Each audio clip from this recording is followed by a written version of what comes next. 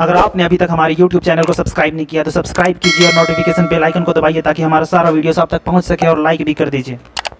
अब करते हैं क्वेश्चन नंबर 2। इसमें क्या है, formulate the following problems as a pair of equations and hence find their solutions. तो यहाँ पे कुछ वर्ड प्रॉब्लम है, उनसे हमें इक्वेशंस फॉर्मुलेट करने हैं, ठीक है। उसके बाद उनके सॉल्यूशंस निकालने हैं।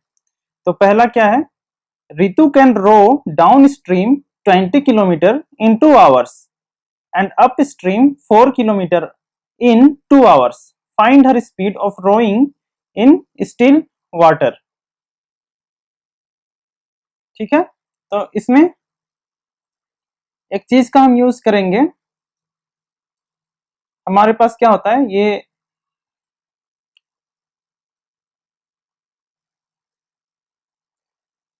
हमारे पास होता है कि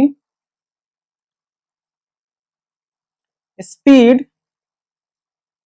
into time is equals to distance होता है, ठीक है। तो इसका हम यूज करेंगे, इसको लिख लीजिए। फिर अब आते हैं क्वेश्चन पे, ठीक है। तो Ritu can row downstream 20 kilometre in 2 hours and upstream 4 kilometre in 2 hours. Find her speed of rowing in still water, ठीक है। तो हमें क्या फाइंड करना है, speed of rowing in still water, इसको हम x मान लेंगे, and speed of the current इसको हम y मान लेंगे। तो इस चीज को लिखते हैं हम, let the speed of Ritu in still water, let the speed of Ritu in still water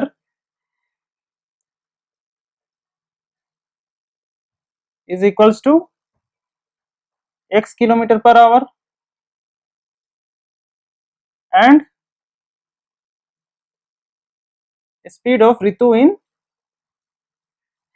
and speed of stream is and speed of stream is equals to y kilometre पर आवर, ठीक है। अब रितु का स्पीड क्या है according to question, speed of Ritu while rowing, इसको हम लिख लेते हैं speed of Ritu while rowing, ठीक है। तो जब अप स्ट्रीम कर रही थी तो क्या था, उसकी स्पीड क्या हो जाएगी, x माइनस वाई किलोमीटर, ठीक है। क्योंकि रितु का स्पीड x है और स्ट्रीम का स्पीड y किलोमीटर है, तो जब अप स्ट्रीम करेगा तो स्ट्रीम के अपोजिट डायरेक्शन में रितु रो करेगी, मतलब वो चलाएगी, ठीक है, जाएगी। तो उसका स्पीड कितना हो जाएगा, घट जाएगा, y माइनस एक्स हो जाएगा, ठीक है। ये y का इसको अपोज कर रहा है रितु का स्पीड को, और रितु का स्पीड कितना है x, ठीक है, सॉरी x माइनस वाई होगा, तो x को अपोज कर रहा है, तो रितु का जो इफेक्टिव स्पीड होगा जब अप स्ट्रीम जा रही है तो x माइनस वाई होगा। उसी तरह से जब रितु डाउन स्ट्रीम कर रही है, मतलब ये जिस तरफ बह रहा है स्ट्रीम उसी तरफ में वो जा रही है, तो रितु का स्ट्रीम और जो स्ट्रीम रितु का स्पीड और जो स्ट्रीम का स्पीड था वो ऐड हो जाएगा, तो x plus y total Ritu का स्पीड हो जाएगा, ठीक है। तो speed of Ritu in of rowing while जब अप स्ट्रीम है तो क्या हो जाएगा, मैंने अभी आप लोगों को बताया, ये हो जाएगा आपका x माइनस वाई किलोमीटर पर आवर, ठीक है। और जब डाउन स्ट्रीम होगा, मतलब ये रितु का स्पीड है, स्पीड ऑफ रितु जब अप स्ट्रीम है तो x माइनस वाई किलोमीटर, और जब डाउन स्ट्रीम है तो x प्लस वाई किलोमीटर पर आवर, ठीक है। अब क्वेश्चन में हमारे पास क्या दिया हुआ है कि 2 hours के टाइम में रितु कितना जा रही है, 20 किलोमीटर, जब वो डाउन स्ट्रीम है। तो speed into time is distance, तो डिस्टेंस हमारा 20 किलोमीटर है, टाइम तो हमारे पास 2 आवर्स है और डाउन स्ट्रीम का स्पीड कितना हो गया x प्लस वाई, ठीक है। तो इसको फॉर्मुलेट करते हैं, ये हो गया टाइम हमारे पास, टाइम 2 आवर्स इनटू ऋतु का स्पीड जब वो डाउन स्ट्रीम कर रही है इज इक्वल्स टू कितना जा रही है वो 2 घंटे में 20 किलोमीटर, ठीक है। तो ये इसका इक्वेशन हो गया एक। तो इसको थोड़ा सिंप्लीफाई करेंगे तो क्या बन जाएगा 2x plus 2y is equals to 20, ठीक है। थोड़ा और सिंप्लीफाई करेंगे तो 2 पूरे में कट जाएगा, तो ये बचेगा x plus y is equals to 10। ये हमारा हो गया इक्वेशन नंबर 1। अब चलते हैं अप स्ट्रीम में। अप स्ट्रीम में क्या है, यहाँ पे जब अप स्ट्रीम जा रही है तो 4 किलोमीटर जा रही है 2 घंटे में। तो ये तो डिस्टेंस हो गया, ये हमारे पास टाइम हो गया, और स्पीड डाउन अप स्ट्रीम का कितना है x माइनस वाई ऋतु का। तो इसको लिखते हैं 2 into x minus y is equals to 4, ठीक है। तो ये 2 कट गया, क्या बचेगा यहाँ पे x minus y is equals to 2। तो ये हमारा पास इक्वेशन नंबर 2 हो गया। अब इन दोनों को हम सोल्व करेंगे, ठीक है। तो इन दोनों को एक जगह लिख देते हैं। हमारे पास इक्वेशन नंबर 1 क्या था, x plus y is equals to 10, ये हमारे पास इक्वेशन नंबर 1 था। x minus y is equals to 4, ये हमारे पास इक्वेशन नंबर 2 था। तो दोनों को ऐड कर देते हैं, adding equation 1 and 2 we get, क्या मिलेगा हमें, दोनों को ऐड कर देते हैं तो x plus y is equals to 10, x minus y is equals to 4। तो ये y y कट गया, y माइनस वाई, यहाँ पे बचा 2x इज इक्वल्स टू 14, ठीक है।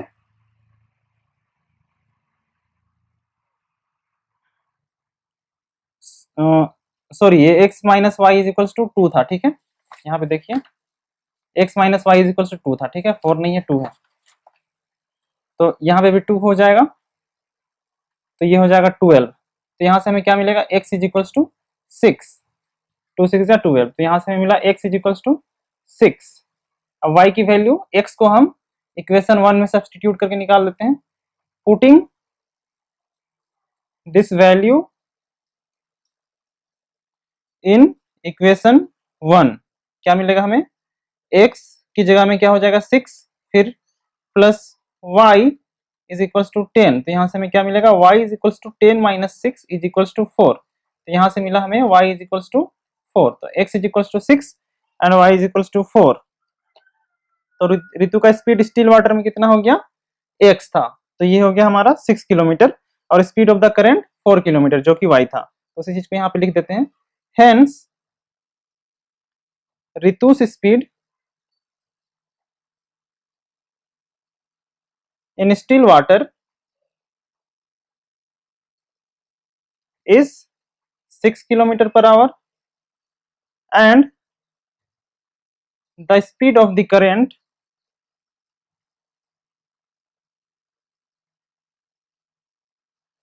is 4 किलोमीटर पर आवर, ठीक है।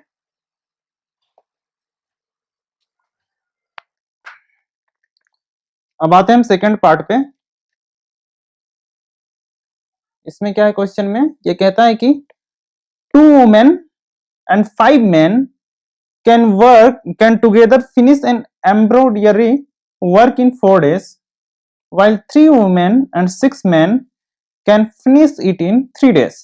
Find the time taken by one woman alone to finish the work and also that taken by one man alone, ठीक है। यहाँ पे हमारे पास कुछ इंफॉर्मेशन है, इनकी मदद से हम इक्वेशन फॉर्मुलेट करेंगे। हमें फाइंड क्या करना है, time taken by one women alone to finish the work and also time taken by one man to finish the work, ठीक है। तो इसको हम x एंड y मान लेते हैं, फिर ऊपर का इंफॉर्मेशन यूज करके हम इक्वेशन बनाएंगे, वो देखेंगे बाद में, ठीक है। तो पहले क्या करेंगे, let the number of days taken bye वो women, let the number of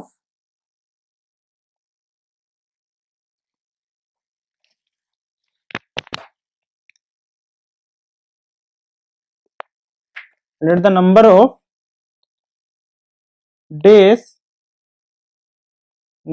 days taken by a woman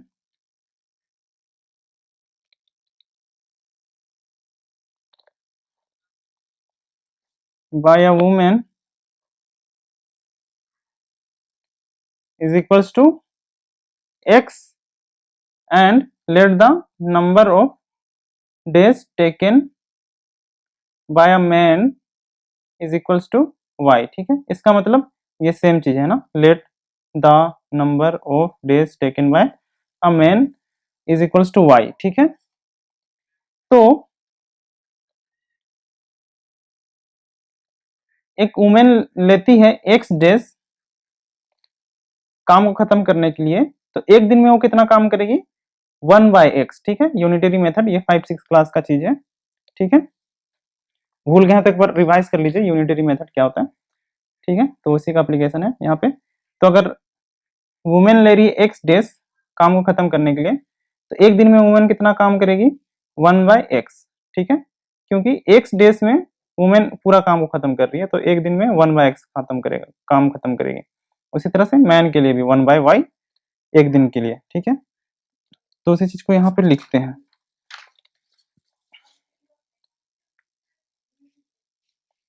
Therefore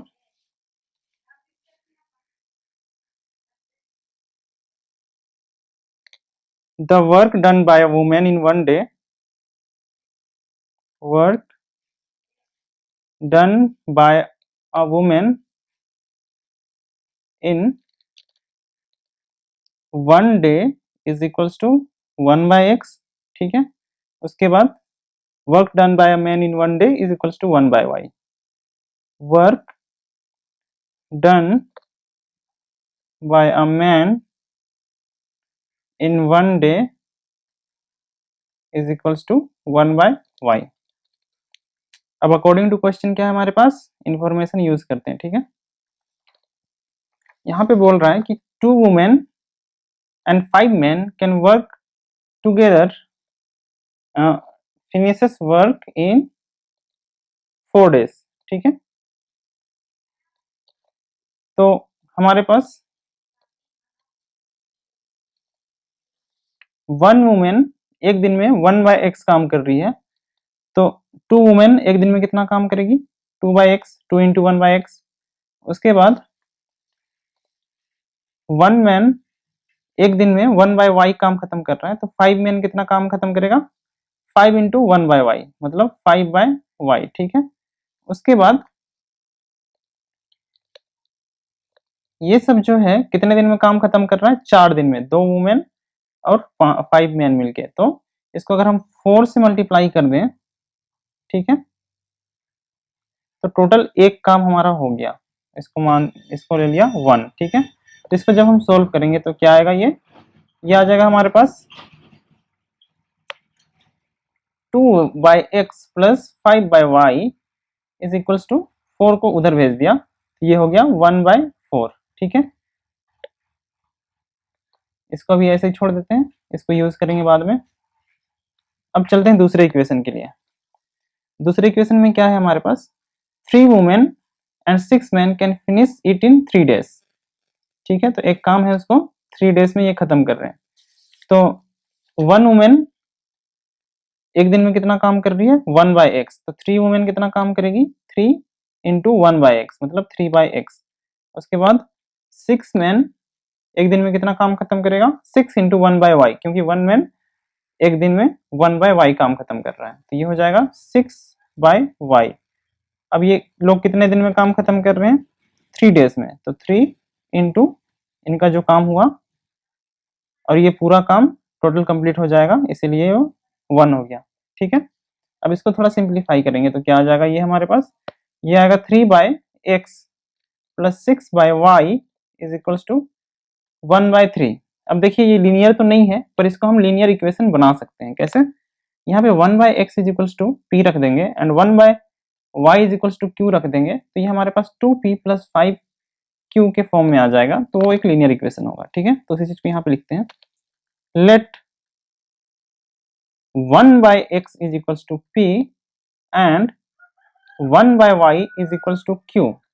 तो जो हमारा ऊपर का इक्वेशन है वो क्या बन जाएगा, तो ये हो जाएगा 2 इंटू 1/x हो जाएगा हमारे पास p प्लस 5 इंटू 1/y हो जाएगा हमारे पास q इज इक्वल्स टू कितना है, 1/4।